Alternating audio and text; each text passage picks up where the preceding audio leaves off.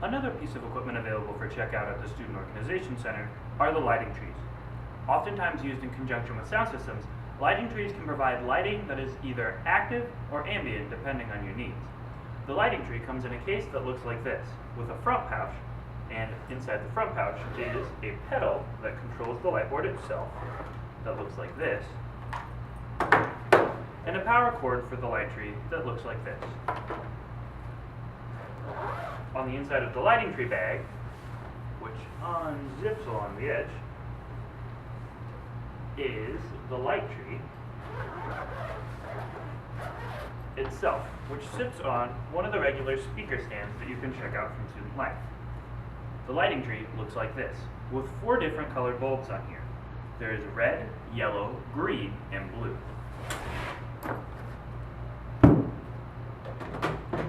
When setting up a lighting tree, you simply need to use the same type of speaker stand that you would check out for a sound system, and set it up in the same way. Unscrew the rivet holding in the tripod portion of the stand, and pull it down until the 3 legs are stable. Then refasten the rivet. When you're putting on a speaker or a light tree onto a stand, remember to not raise the stand until the light tree is already on. So after placing the light tree on the stand, and before raising it, the other cords still need to be connected. First, we'll connect the power cord, which plugs in to the back of the lighting tree here, where it says power in.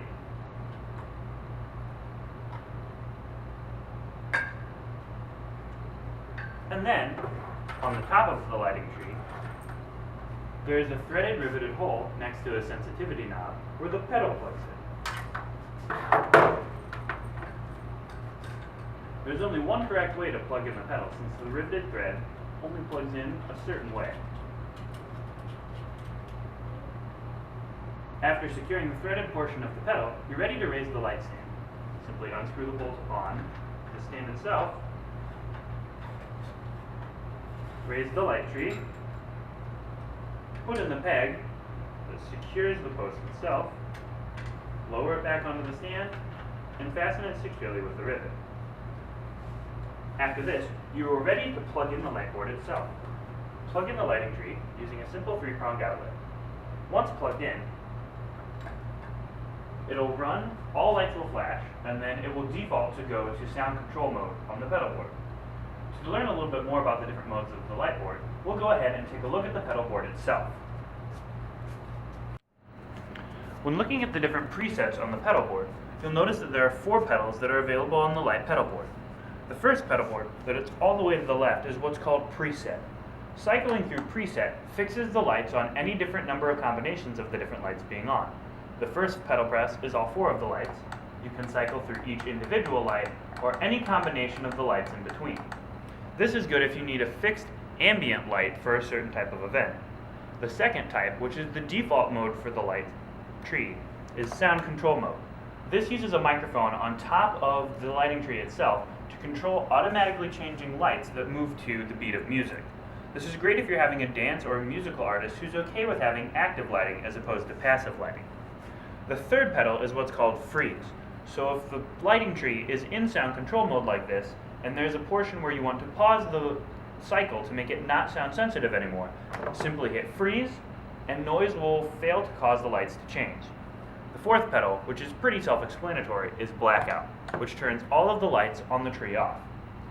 The same rules apply to taking down the light tree as setting it up. Lower the tree, unscrew the threaded portion on top of the pedal bar, detach the pedal bar, unplug the light tree, remove the plug from the back of the lighting tree, and then place all 3 components back in the case.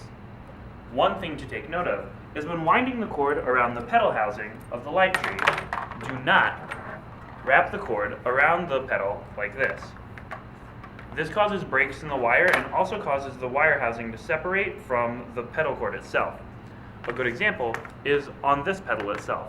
See the exposed wire here? This means that someone has been wrapping the cord incorrectly and eventually this pedal will break.